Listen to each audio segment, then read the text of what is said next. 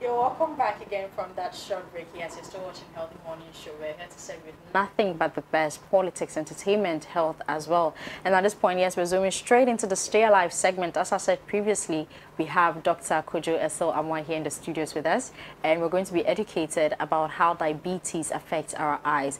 Yes, most of us are out there, we're suffering from diabetes, but do we know if it can actually affect our eyes, and how can it actually do that? So send your opinions, send your questions on our social media platforms. We're streaming live on Facebook at HSTVLIVEGH, and let's get interactive. It is an educative session, so do this with us. Good morning, doctor. Good morning. How are you doing? I'm doing good. I'm doing good. And in this time of Apollo, I've actually survived it. You survived it. Yes, we have survived it, so we are thankful. Yeah, we're thankful. We're thankful. It's always an honor having you here with us. Thank you very much. So today I come to educate us. So we're talking about diabetes. Most of us are out there, we have diabetes, but I know most people don't know if it actually affects their eyes. Sometimes you think that it actually affects only the body, but the eyes also play a role in there, as I'm aware. So first of all, before we delve into how it can affect the eyes, just tell us, what is the eye and why is it important to we, as persons? Why is the eye important to us? Yeah, so the eye is the organ of the body that helps us to see. Yeah, so the eyeball itself is very important for us. And apart from helping us to see, the eye helps us to learn. So usually if you are young, 80% of your learning is through vision. 80% of your learning means that all that a child learns as they are growing up, 80% of that is through your eyes. Yeah. That's how important your eyes are to you. And in the medical field, the eye is also very important for us. And most diseases, many diseases are actually diagnosed just by examining the eyes. And today we'll find out why. We'll find out why. It's very, very important for us. Yeah. Interesting. And now let's move straight into diabetes. Before we, speak about how diabetes is going to affect our eyes, what exactly is diabetes as an illness? What is it? Okay, so diabetes is basically having too much blood, too much sugar in your blood, or glucose in your blood in a consistent manner. So if you have too much sugar or too much glucose in your blood in a long time, we tend to say you have diabetes. Yeah, you have diabetes. So basically that's what diabetes is just about. And when we say sugar, it's not like the one that we put normal in the food. Sugar. Yeah, it's like the broken down form of carbohydrates. Yeah, to be in your blood, and to be too many in your blood, and that will mean that your body is not really making use of it, or the sugar is just too much for your body to completely use all of that. When that happens, you say you have diabetes. So now, as a diabetic person, how is diabetes going to affect my eyes? Yeah, so diabetes affects your eyes usually when the blood sugar level is too high and actually damages the blood vessels in the eye. So there are some small tiny blood vessels inside your eye.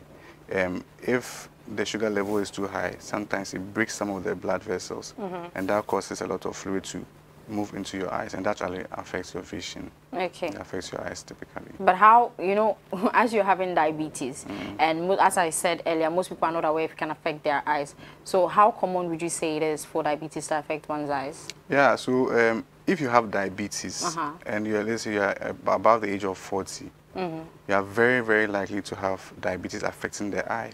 Very, very likely. So you say 1 in 3 persons who have diabetes are likely to have effects on their eyes. Yeah, so just by having diabetes, increase your chance of having effects on the eyes. What about teenagers and? Oh, teenagers, we have 2 types of diabetes. You have type 1 and type 2. Usually the type 1 is the juvenile one, actually affects younger people, and type 2 is mainly based on your lifestyle. Yeah, so that one, as you are growing older, you are likely to have that type. So actually this particular month, we are looking at healthy aging. That's the reason why I'm talking more about diabetes, because it's usually found in elderly people who are 40 years and above. Though you can have it at an earlier age. So whether you are young or you are old, you have type 1 and type 2. So type 2 is what we dwell much on, and that can actually affect you. So today we are dwelling much on the type 2 diabetes, which has to do with most likely your lifestyle. So and also I wanted to say something about how to know if you have diabetes. Basically, we have to just take a reading, and we have 3 different tests that you can do generally. We have the random blood sugar test. So that one, after you have eaten or throughout the day, you can just check your blood sugar, and the recording shouldn't be more than 11. If it's more than 11, most likely you have diabetes. And also, if you've not eaten in the morning, you take it as the fasting blood sugar, it shouldn't be more than 5.6. Okay. 5.6. If it's 5.6 and more, then most likely you are likely to have diabetes. But usually you have to take it more than one reading, not that same day, but different days. And the one that I usually use to diagnose the diabetes will be the A1C. That one, it takes we take a sample of your blood and then they check for the level of sugar you've had the past 2 to 3 months. So it's not just one day or one night, the past 2 to 3 months. If your sugar level is high, then you are likely to be diagnosed of diabetes. So you have some ranges, like from 4 to 5 points, 4 to 6 is normal. From 6 to 6.4, you say you are pre-diabetic, and 6.5 and above, you say you are having diabetes. Yeah. But how should a normal person, test his or her blood sugar level at home? So there are some equipment that you can use to do that, and people actually buy them. And you prick your thumb, usually the thumb, and then the little bit of blood that comes, a drop of blood, you attach it to the machine, and then it gives you the reading immediately.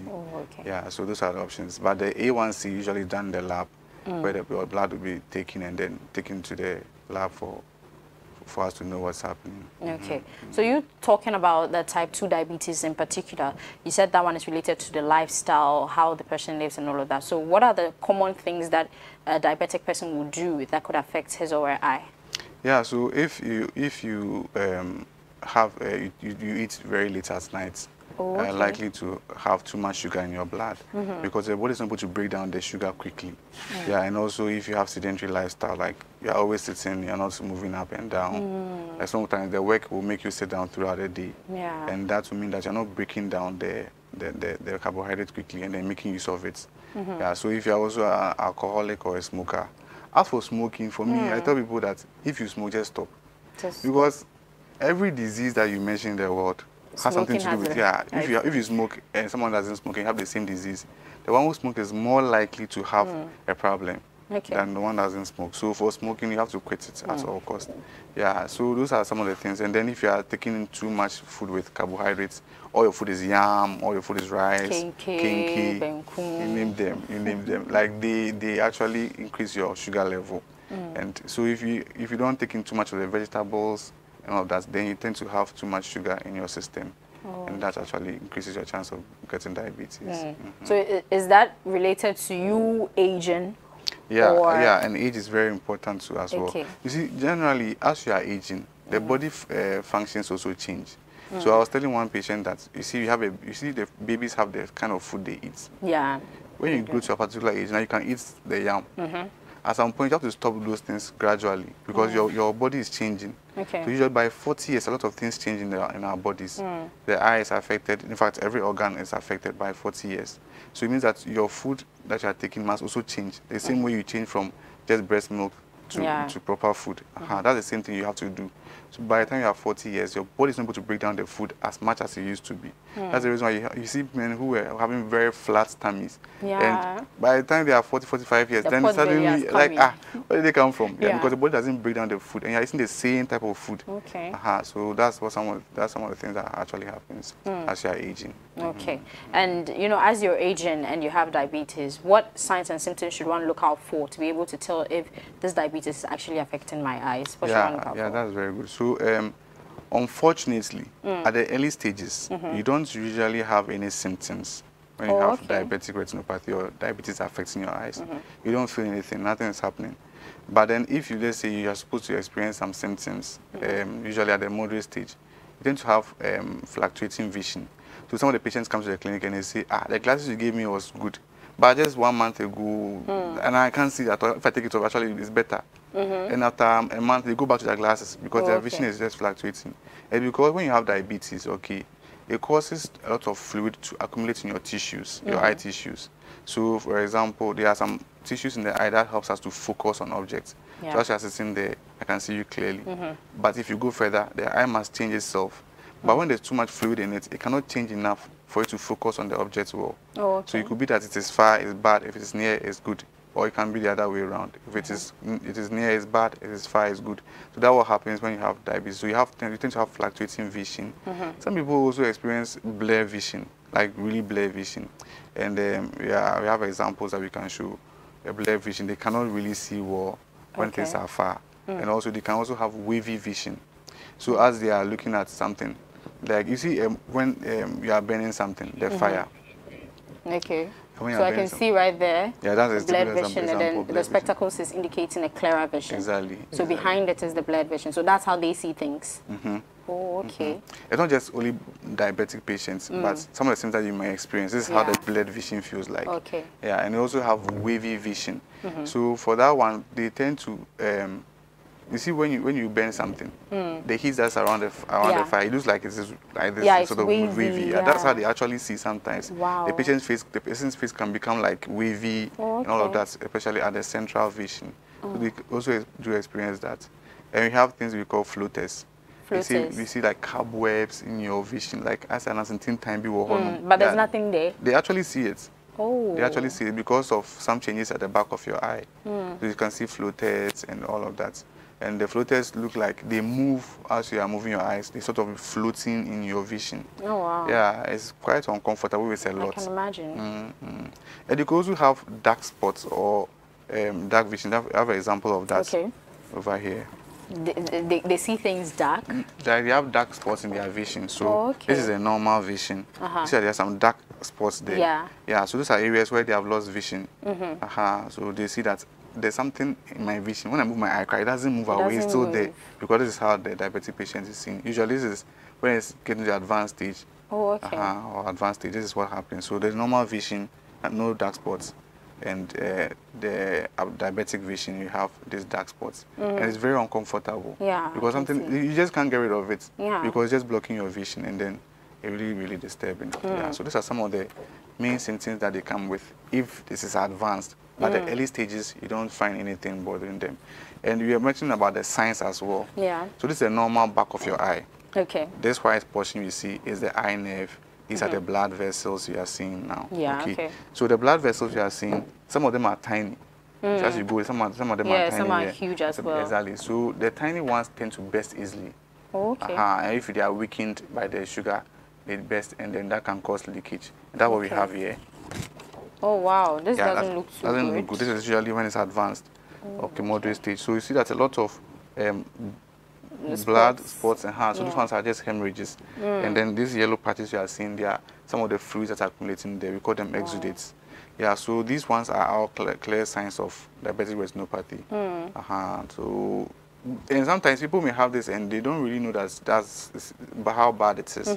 And by the time they come, it is usually advanced. So bad. Yeah, so if you're not aware that you have diabetes, you might not know that you are going blind. So it's just like when people come to the clinic, and then we examine them and we see this, we tell them to go and check their sugar level. They come and it's actually positive that they have diabetes, and they never knew that they had it. Wow. That's the reason why the eye is important to the body. It is. Yeah, that's the reason why it's important. So these are some of the main signs you see: cotton wool spots and all of that at the back of the eye.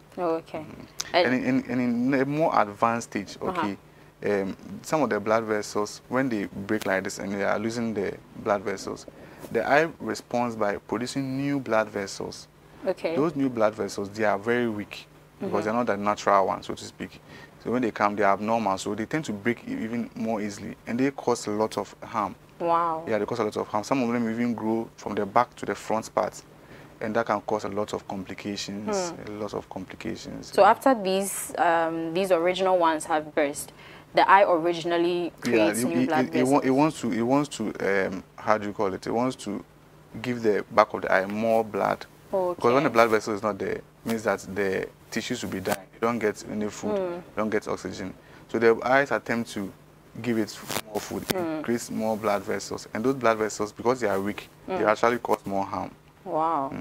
That's what happens, So when someone comes to visit you, how do you diagnose the person if the person has, an eye disease concerning diabetes? Yeah, so like for example, these images I showed here, when we see something like this, we tend to suspect that you have diabetes. But the most important thing is that you have to diagnose the diabetes first.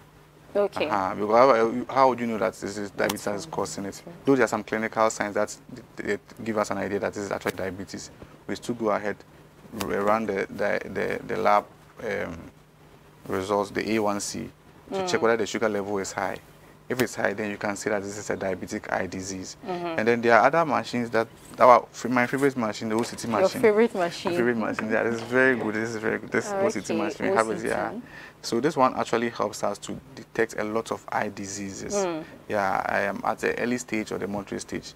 So when the patient comes, generally, for diabetes, you have to do a full, comprehensive eye exams. Oh, okay. It's not just the screening where we check inside the eye and are done. Okay. That one, you put some drops on your eye, so that the eyeball becomes, the pupil becomes dilated.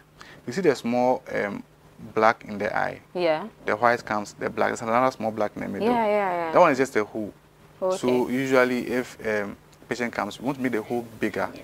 So there's something right there on the screen. I see is that the veins, they look so bloody. I don't know if I should say that. Exactly, and yeah. So talking about the black eye and all of that as well, we have that on the screen. So exactly, so the white portion comes, then the brown, then there's another black in the middle. Yeah, I see that. That black is actually a hole. It looks black because the inside of the eye is very dark. So the outermost looks like black. Yeah. And when you come, we actually look through that hole to check the back of your eye. Oh, okay. That's when we see you are examining inside your eye and all of that. And when you come for comprehensive eye exams, we have to dilate it, make the hole bigger so we can see more. Okay. And then we can also take the scan. Sometimes you check at the early stage, you might not see so much. But the scan will reveal these things to you. Oh, okay. So this is, let me give you a typical example of how the back of the eye looks from the scan. So the scan will give you this back. This area is called the macula. Okay. There's depression over here. It's very, very important. That's the reason why you can see clearly. So if I say look at something on the phone, you have to look at it directly. Yeah. But if you look at your sight, you don't really see it well. So this particular area, though it's small, it gives you the keenest vision. The bump in the middle, right? Bump in the middle. Yeah, it must be depressed like that. Okay. Yeah, so it's actually this is a normal one.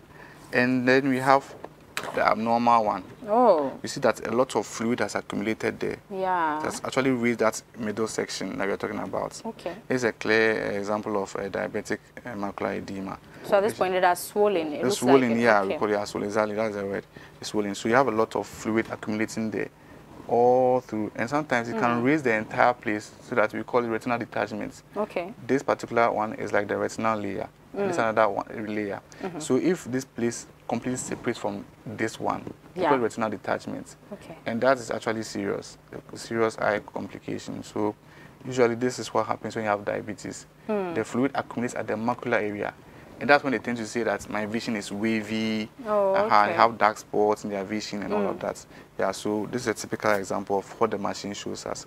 So you see all these things with the OCT machine, and then you get to know that this thing is actually probably very serious at this stage or not. And sometimes we even do the new machine we talk about, the visual field test. And that also helps you to know the dark spots. So the person is having areas of vision that they have lost, like we showed over here. Okay. Where's our people's African plains? Yeah, so this one is like this. Okay. Yeah, the black spots. The black spots or the dark areas. So these ones, when you do the visual field test, it will help you see these scotomas, like the dark spots you are seeing from the visual field. The patient will do the test with that machine I'm talking about, and then you see some of these things in their vision. So it tells you how they are seeing it. Okay. Yeah, so there are times the patient will come and ask them to look at something. They say, like, I was struggling in me, but meanwhile they're actually looking up. That this area, for example, probably is all gone. Oh, okay. They're not seeing that whole place is like dark spots over there. Okay. So it can actually happen that way, and it could be usually you see these things in the advanced stage. The disease, the advanced stage of the disease. But how long does it take for for it to advance? As you said earlier, it's very difficult to notice any symptoms in the early stages. So how long will it take for it to get advanced? Yeah, so it depends on how well you are controlling your sugar. If some people have sugar levels of 20 something, it's very dangerous. You shouldn't go beyond 6, and you're having 20. That's too high. That is very, very high. Recently, I had a patient, and he also had this bad fundus. Like the image was so bad, like this one. That was even worse than this. And it was because he was not really taking care of himself. And over time, because he reduced the sugar level, everything started reducing. Oh, wow. Yeah. So if your sugar level is high for a long time, within a short period of time, you tend to have these things happening. Oh, okay. So within a period of, we say that if anyone has diabetes, it can take you 3 to 5 years before the symptoms begin to show. Wow. 3 to 5 years. So you might not know. By 15 years time, you are likely to have diabetic retinopathy. Wow. Of having diabetes. If you don't control it, it can be very short. It can be very short. In a short time, all these things will show. Okay, okay. Now let's talk about some of the various disease that comes with, diabetes concerning the eyes. Definitely, is it just one, or do we have more of these diseases associated with? Yeah, there'll be. So usually there are complications of the diabetic retinopathy. So like, for example, I mentioned one called retinal detachment. Yeah. So retinal detachments, with retinal detachments, when the fluid accumulates on the back of the eye, it sort of completely separates the tissues at the back, we call the retina. When that happens, it means that the retina is not going to get information to the brain. Obviously, you are losing your vision. Okay, okay. So we have something on the screen right there, so I can see some various eye diseases. Okay, diabetic retinopathy, glaucoma, cataract. So can you explain more? Yeah, so diabetic retinopathy is disease of the retina as a result of diabetes. Yeah. And the other one on the right is the cataract. Okay. So like I said, sometimes you have the fluid accumulating in some of the tissues. One of the tissues is the eye lens. So when that happens, it speeds up the proteins that are accumulated in the lens. Okay. So we have the cataract on the right eye because too much fluid and proteins are accumulated in that is due to the. And then the glaucoma. The glaucoma due to diabetes is very serious because usually it's caused by the new blood vessels. The new blood vessels will move from the back and get to the front part. Yeah. And they unfortunately get to the portion where the fluid in the eye drains. There's a fluid inside your eye, okay, and that fluid is important to nourish the front part of your eye. So the eyeball, inside the eyeball, the eye produces itself, the fluid, and it drains within the eye. So if the fluid production and the drainage do not match, the fluid sort of becomes too much and it causes too much pressure. It's like you're pumping too much air in a ball. And with the new blood vessels, they tend to clog the drainage. So the flow of drainage of the fluid becomes very reduced, and that can cause serious increase in eye pressure. And that can cause glaucoma. The glaucoma is quite difficult to deal with because it's completely blocked. Sometimes you have to do surgery to help with all of that. Oh, wow. So you have to resort to surgery? Yeah, sometimes you have to resort to surgery. Okay. Because the blood vessels have blocked the entire drainage. So you don't have any place the fluid is going out from. And the eye is still producing the fluid. And that can cause very serious issues. So the glaucoma in that case can be very fast. Within a short time, you tend to have damaged eye nerve completely. Okay, so now let's touch on, some of a person's diet. As a diabetic person, you see the person's on a diet and all of that. What ways can the diet affect, the person getting an eye disease from diabetes? Yeah, so usually with treating diabetes, okay, I say that there are 4 people involved. Number 1, you the patient. You are involved in the treatments of your condition. Number 2, the eye doctor. Okay. Number 3, your general practitioner. And number 4, a dietitian. Okay. Because it has to do with lifestyle changes, basically it has to do with food, the diet, what you are eating. Yeah. Dietitian is very critical. So when you come, no matter how good a doctor is, if the patient doesn't follow instructions, it will not work. Wow. If I tell you to use the eye drop, let's say 3 times a day, and you don't use it, the disease will not go. You get it? So the patient is very important. They must understand what is going on, and they must also ask questions, try and find out what is happening, and then listen to the instructions that are given. So the patient is very important. Number 2 is the eye doctor. When we are seeing the back of the eye, have seen the changes, the medications that we give, the treatment that we provide. Number 3 is your general practitioner. They control the sugar level with the medications they give you. They also advise you very well. Now the dietitian, that question you're asking about the diet. So usually what we do, we refer you to a dietitian so they can control it. Because a woman came in, then she said she was having 17, 23 and all of that. And I asked her to try and control her diet. So she started with the diet on her own. And now she has moved from the 17 to 11. That's her own changes she has made. So imagine she sees a dietitian who understands how the the food actually affects your sugar level and all of that. Yeah. That's going to be a significant improvement. Yeah. So the dietitian will help you with that. They will tell you the foods not to eat, the foods to eat, at what time you should eat this kind of foods, the foods that you have to reduce and all of that. So usually, general advice would be that you reduce your carbohydrate food like the bangkun. Some people's favorite too. That 3 times a day for food. I want that. But then you have to do your best to cut down on these things, because if you don't do that, you lose your vision. Okay. So you cut down on the carbohydrates, and then also you increase your vegetable intake. So vegetables, the green leafy vegetables. Ghanaians don't like vegetables. Most Ghanaians. I think because we don't start it early. Yeah. So if you start with your children, they tend to see that it is normal.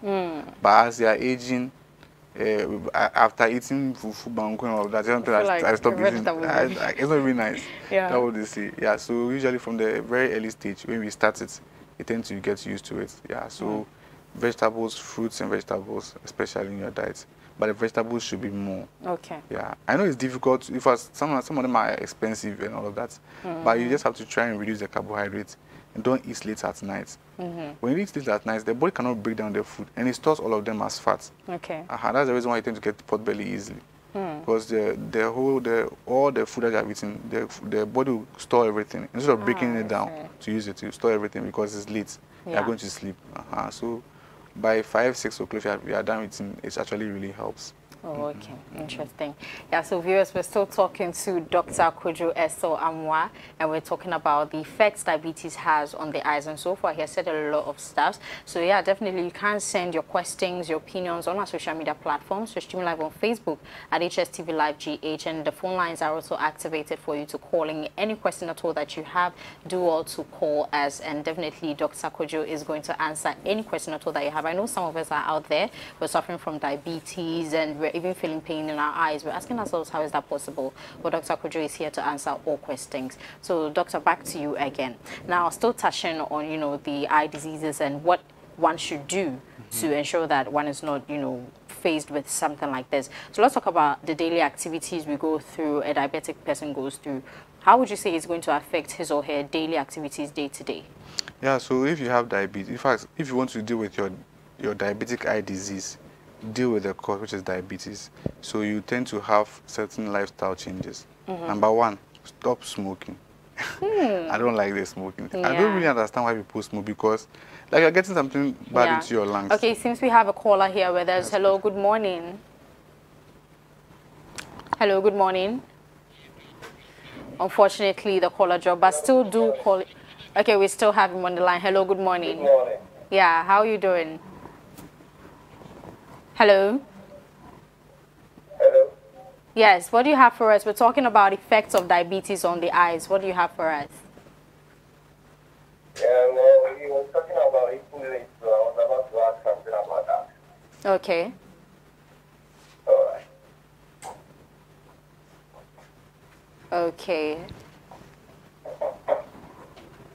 So what do you have for us then? What is your question to Dr. Essel? What? What question do you have for us? What do you want to know? Well, I'm asking, he was like, eating late brings up this something and stuff. And I'm like, well, I normally eat late, so I don't sleep heavy. I sleep around 4 o'clock. Yeah, and I eat around maybe 12 and 1 a.m. So I'm asking, is that going to affect me or something? Oh, okay. Okay. Thank you so much. Okay, so according to him, he has been eating late at night, but he's not seeing any changes and all of that. But is that going to affect him in the future? Is this something he should be expecting? Okay, so usually the main reason why we say don't eat late at night is because you sleep at night. So when you sleep, the body doesn't do the digestion thing. It just stores everything. But he's saying that he sleeps around 4 a.m. in the morning. Yeah. So for him, he's not sort of having a night time. So his night is actually during the day. So probably for that one, might not have those issues, because the main reason is because you are sleeping. So the body doesn't break down the food. But if usually we say it's around 5 to 6 in the evening, because people usually sleep around like 9, 10 o'clock. By that time, the food has been digested a bit, and then you don't have to have issues. But if you are sleeping around 4 a.m., then you're likely to not have any issues. Okay, so we have Kwesi from East Legon on the line. Hello, good morning, Kwesi.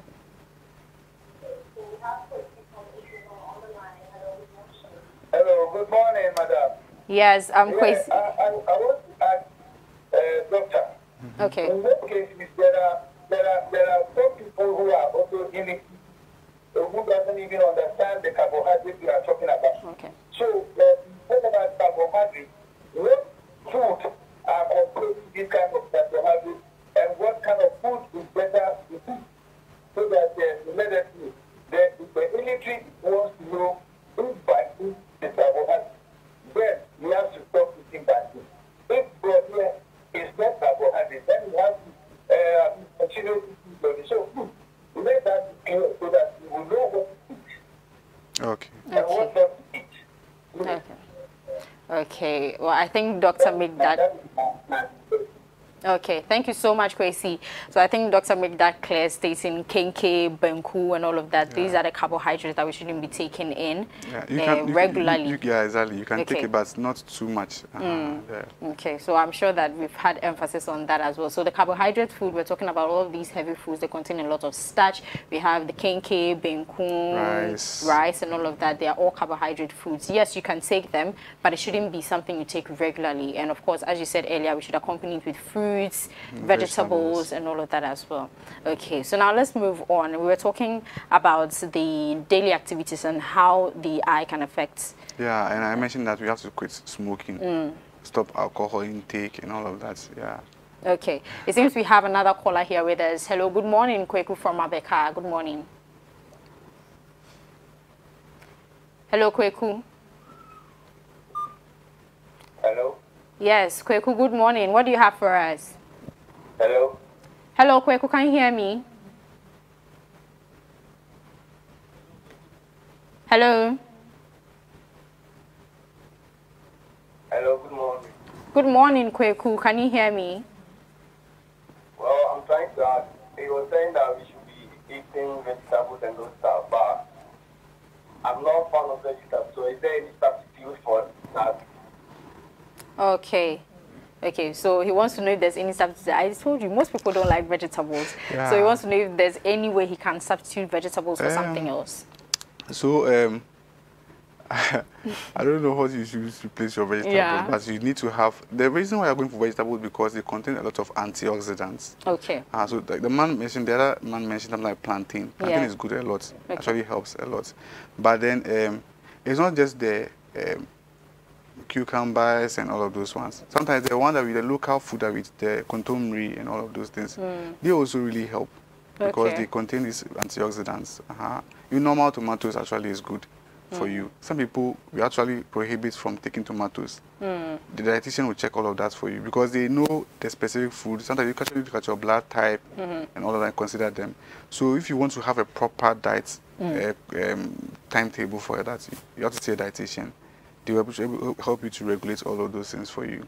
But then generally the vegetables, the normal ones we use at home, like I usually don't the carrots and the carrots and all those things, they actually help. It shouldn't be the abrofo one. Okay. It could be any of the ones that we have at home regularly. Yeah. So basically there is no substitute for... Yeah, I wouldn't substitute that. You can, which other food are you going to eat? It's still the same local food you eat. Just that you have to let it be more in the diet. Okay. You shouldn't say I'm eating only vegetables, I'm not eating anything else. You have to have it more in the diet. Even eggs are good. Actually, eggs are good, yeah. Okay, awesome. So now, what exercises would you say one could do to ensure that as a diabetic person, it's not going to affect his eyes? Are there any daily exercises that one should, be going on? Yeah, so the recommendation that you do at least 150 minutes of exercise every week. 150 minutes? Yeah, that's like 30 for 5 days. So 30 minutes of exercise at least most of the days of the week. That's really help. Okay, we have another caller here with us. Good morning, Emmanuel. Maybe after a breakfast, and then in the evening, I want to eat other heavy food or something like that. How should I do it? Emmanuel, can you come again? Hello, Emmanuel. Please come again. Yeah. I want to know from them. I'm asking.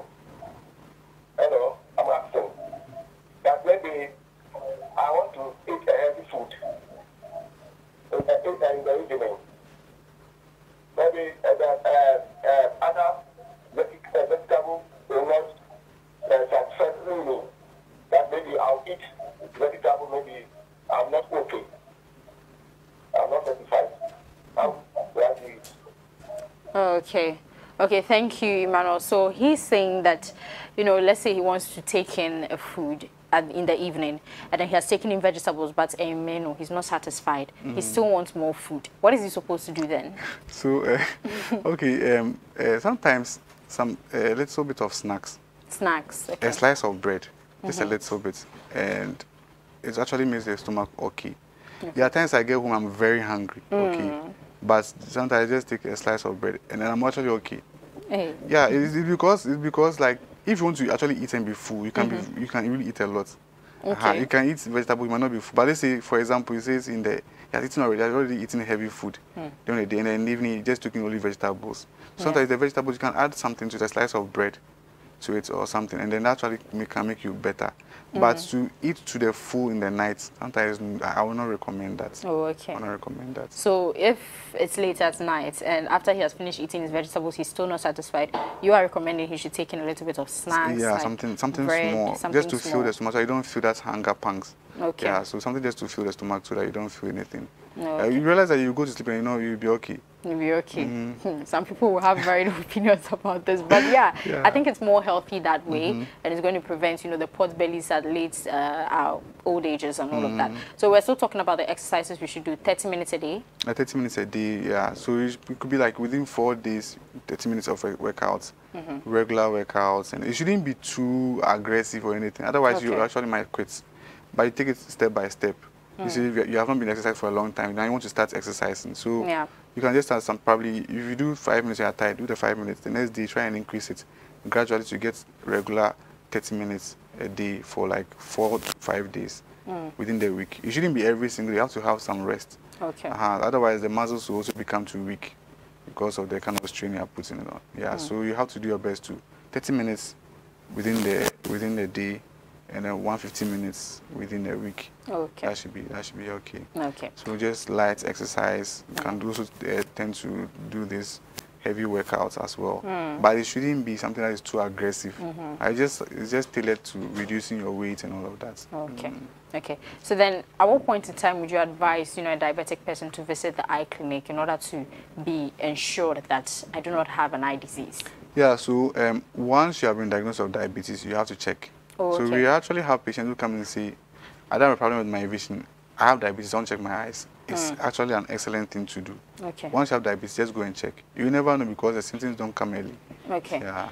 Okay. It seems we have another caller here with us. Hello, Philip. Good morning.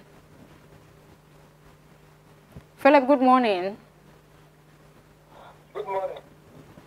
Philip, what do you have for us? I want to ask you, like if I'm not eating, I don't use toilet. Never, I don't eat. I don't know if it's medically okay or there's something wrong. Whenever I'm not eating, I don't just start eating. I don't know why. Philip, can you come again with your question? Hello, Philip. Yeah, hello? Hello? Yes, can you come again with your question? Yeah, I said, for me now, whenever I'm done eating, I tend to always use toilet. Okay. I don't know why. Is it medically okay or is it something wrong? Oh, okay. Like whenever I'm done eating, I'll just go to toilet. Oh, okay. Whether it's small or it's big, I'll just go to toilet. I don't know why. Is it medically okay or is it something wrong? Okay. All right. Thank you, Philip. So, according to him, after eating, every time, no matter the size of the food portion, no matter how big or large it is, he finds himself going to the washroom and all of that. So, he's asking if there's a problem right there or not. I don't really know whether it's actually a problem for him. Some people do that. I quite remember when I was in school, first year, I had a roommate who used to do that all the time. And he didn't have a problem with that. Okay. But sometimes you have to check from the general practitioner whether there's anything going on with your digestive system. Or your body is breaking down the food too fast, or something might be happening over there. Yeah, so you can just see the general practitioner and then you should be fine. Oh, okay. Okay. So now let's move on, as we were talking about, you know, at the point in time one should visit the eye clinic. Yeah. So once you have the diagnosis of diabetes, you have to check. And then usually we say at least once a year, you should have a comprehensive eye exams. Oh, okay. Where we do the scan, we do the dilation exams and all of that to check what's happening at the back of your eye. So at least once a year. But then depending on the stage of the diabetic retinopathy, the doctor might recommend more often examinations. So the patients who come next 2 weeks, come 1 month, come every month, want to monitor something. Yeah, so usually it's not just about once a year. Once you have been diagnosed and the doctor is aware and you have seen some of these changes, you have to have regular exams, at least once a year, full comprehensive eye exams. Or depending on the stage of the condition, the doctor might recommend often clinic visits. Yeah. Okay. Okay, interesting. And let's move on to the treatment options that you optometrists do for, you know, these people with the eye problems and all of that. What treatment options are there? Yeah, so first of all, if it has to do with blur vision, you can be prescribed glasses to enhance your vision. And then, like I said, ultimately the treatment of the disease from the diabetes is controlling the diabetes itself. So there are 3 things that the first thing we talk about. So we call it ABC. So the ABC, the A is controlling your sugar, which is A1C test. Okay. To control your sugar level. B is control your blood pressure. When you have blood pressure, it can actually affect your blood vessels, and that can weaken it when you have diabetes. Oh, okay. And then the C is cholesterol level. So high cholesterol level must be managed as well. So AB1, ABC, we have the sugar level, the pressure, and then the cholesterol as well. Okay. And then also with the clinic, eye clinic, for example, we give you some medications to deal with the symptoms you are also experiencing. Yeah. And if it's advanced stage, okay, there's some medication that they give at the back of your eye, injections, to prevent the new blood vessels from coming, because it can cause complications. And some injections can also help to reduce the fluid at the back of the eye. Okay. And in some cases, surgery might be needed if it's sort of getting out of hand. Yeah, where the back of the eye is removed, the blood vessels are too many, all that. Those sort of things can be done as well. Oh, yeah. Okay. Okay, quite interesting. So, unfortunately, we're about to wrap up, but I have my co-host, Savara Aidan, joining me in. Hi, Savara. So, we're talking about the effects of diabetes on the eyes.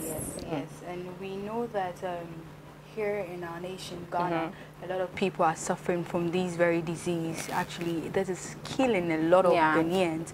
And I think with the preventive measures too as well, this will go a long way.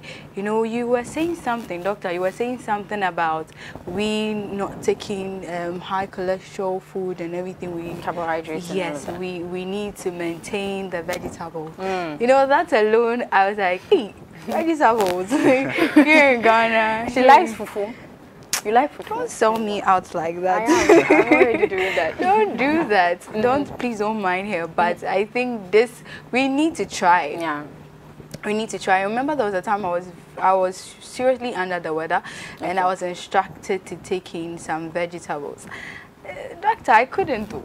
Like, it was all bad. Yeah, it's difficult. It's actually very difficult. But you have to try it, depending on the situation you find yourself in. Yeah. So those patients, they tend to stop any carbohydrate food completely, because it actually gets out of hand. Yeah. So maybe it depends on how you are struggling. Maybe you can put in the effort. Okay.